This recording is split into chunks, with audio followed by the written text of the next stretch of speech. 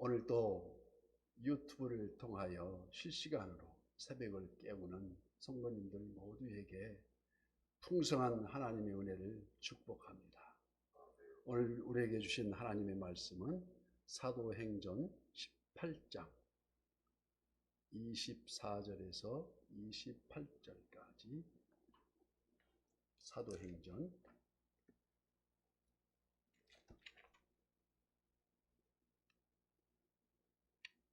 24절에서 28절까지 220쪽이 있습니다. 교독하고 마지막 절은 합독합니다.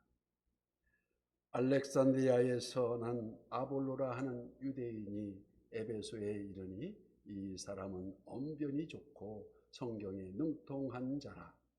그가 일찍이 주의 도를 배워 열심으로 예수에 관한 것을 자세히 말하며 가르치나 요한의 세례만 알따르니라. 그가 회당에서 담대히 말하기 시작하거늘 브리스길라와 아굴라가 듣고 데려다가 하나님의 도를 더 정확하게 풀어 이르더라. 아볼로로 아가야로 건너가고자 하므로 이런 이들이 그를 격려하며 제자들에게 편지를 써 영접하라 하였더니 그가 가매 은혜로 말미암아 믿는 자들에게 많은 유익을 주를 담기요 이는 성경으로서 예수 그리스도라고 증언하여 공중 앞에서 힘있게 유대의 말을 이김이로라. 아멘. 초대교회의 영광과 능력과 권위는 오직 헌신에 있었다고 할 수 있습니다. 헌신. 오늘 본문에는 특별히 헌신된 부부가 기록되어 있습니다. 남편의 이름은 아굴라, 그 아내의 이름은 브리스길라. 이들은 첫째 부부가 함께하는 헌신이었다는 것입니다. 성경에는 6번이나 이들 부부 이름이 나오는데 늘 부부의 이름이 함께 나옵니다. 이것은 그들 부부가 범사에 한 마음으로 한 뜻이 된 것을 증거하고 있다는 것입니다. 유대 사회의 관습에는 항상 남자 이름이 먼저 나오는데 6번 기록된 부부 이름 중에 4번이나 아내 브리스길라 이름이 먼저 나온다는 뜻인데 이는 아내 브리스길라가 주의 일에 더 헌신적이고 활동적이었다는 것을 우리는 규취해 볼 수 있습니다. 이들은 둘째, 말씀을 증거하는 일에 헌신적이었습니다. 아굴라와 브리스길라는 그 부부는 사도 바울을 통해서 무려 1년 6개월 동안 꾸준히 하나님의 말씀을 철저하게 교육을 받았습니다. 그러므로 복음의 핵심에 대하여 자세하게 알고 있었다고 할 수 있습니다. 어느 날 이 부부는 아볼로라 하는 젊은 청년의 설교를 들었지만 그 설교에는 예수 그리스도에 대한 가장 중요한 핵심 부분이 결여되어 있다는 것을 발견합니다. 그래서 비록 이들 부부가 장막 제조업자, 요즘 같으면 천막 만드는 그에 불과한 미천한 자들이었지만 예수 그리스도에 대한 가장 중요한 핵심을 그에게 전달하지 않고는 못 견딜 것 같아서 그래서 오늘 본문 26절 말씀과 같이 그가 회당에 담대히 말하기 시작하거늘 브리스길라와 아굴라가 듣고 데려다가 하나님의 도를 더 정확하게 풀어 이르더라. 이러한 헌신이 단편적으로만 예수 그리스도를 알고 있었던 아볼로의 신앙을 깨우쳐 주었고 그를 위대한 설교자로 만들었다고 할 수 있습니다. 그래서 고린도전서 3장 5절 말씀에 그런즉 아볼로는 무엇이며 바울은 무엇이냐 그들은 주께서 각각 주신 대로 너희로 하여금 믿게 한 사역자들이라. 나는 심었고 아볼로는 물을 주었으되 오직 하나님께서 자라게 하셨나니. 그러므로 우리는 무엇보다도 하나님의 말씀을 증거하는 일에 그에 대하여 헌신할 줄 알아야 한다는 것입니다. 하나님의 말씀을 열심히 배우고 또 이웃에게 전하는 것, 이는 바로 가장 큰 헌신이고 가장 고귀한 일이라고 할 수 있습니다. 마지막 셋째가 교회 지도자에 대한 헌신입니다.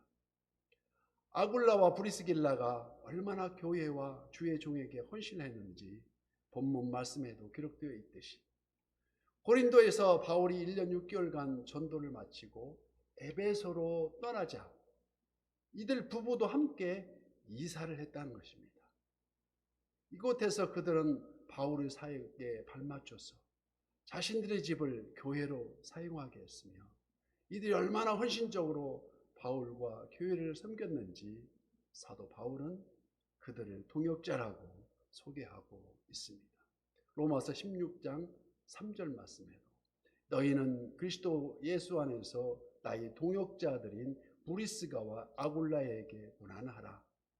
그들은 내 목숨을 위하여 자기들의 목까지도 내놓았나니 나뿐 아니라 이방인의 모든 교회도 그들에게 감사하느니라. 이러한 그들의 헌신이 바울에게 얼마나 큰 위로와 힘이 되었겠습니까?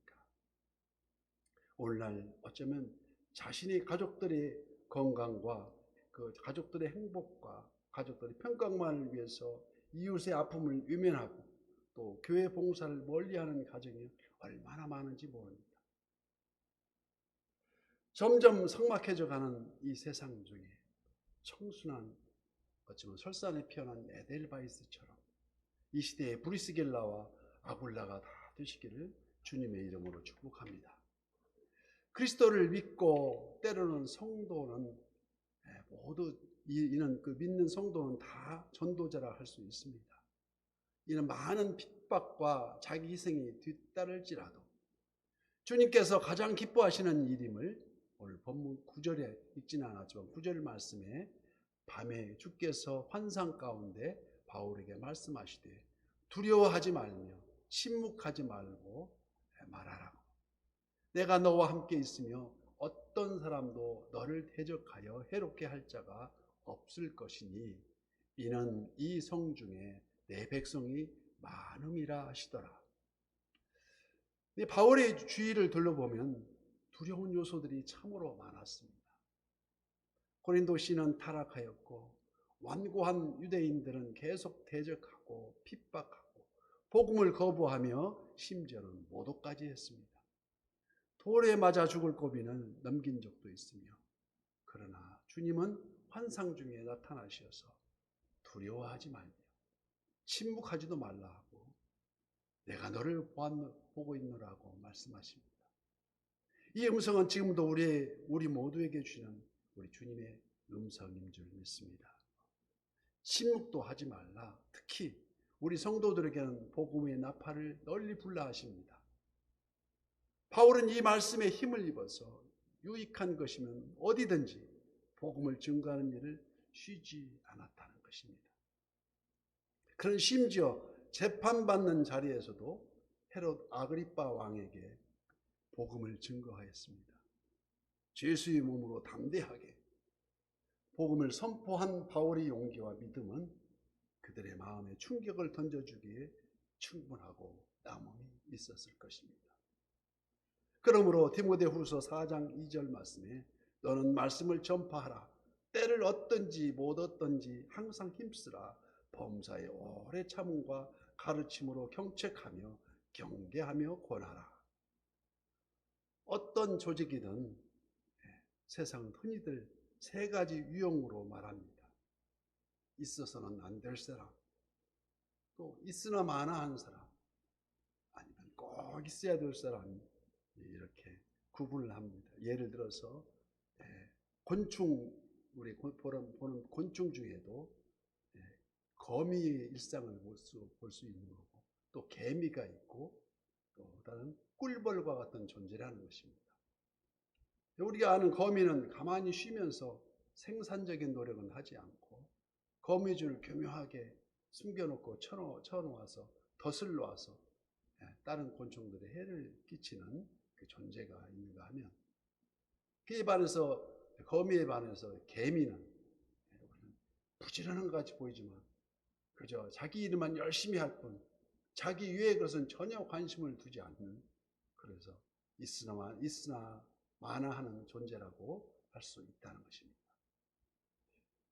그런데 꿀벌의 유형을 마치 그 꿀벌을 살펴보면 열심히 꽃과 꽃 사이를 누비면서 꽃가루를 수정시켜주고 열매 맺게 해주고 또 영양이 많은 그 단 꿀을 만들어내듯이 다른 사람에게 유익을 줌으로 이 세상을 살기 좋게 만드는데 없어서는 안 될 그런 필요한 존재라는 것입니다.